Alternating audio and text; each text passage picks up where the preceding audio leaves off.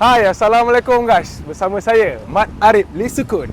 Hari ni kita akan terjah orang awam untuk bertanyakan mengenai macam mana nak mengendalikan makanan. Lagi kita boleh tanyalah pengendali makanan itu sendiri.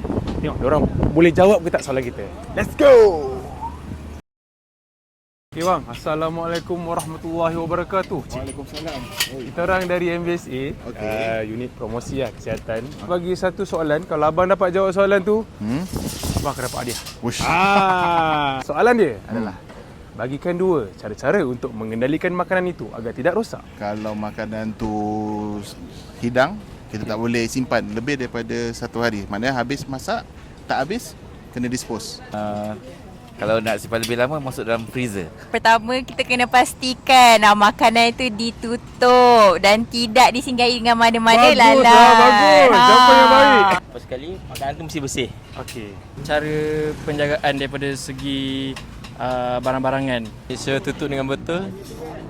Tutup apa?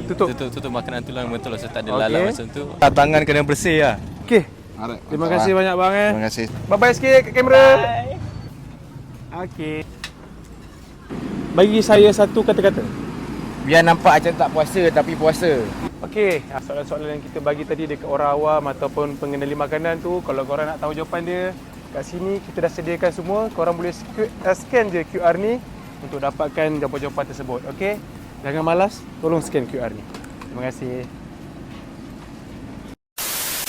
Assalamualaikum. Bang, sorry bang nak ganggu saya nak tanya. Apa ciri-ciri perempuan yang abang suka?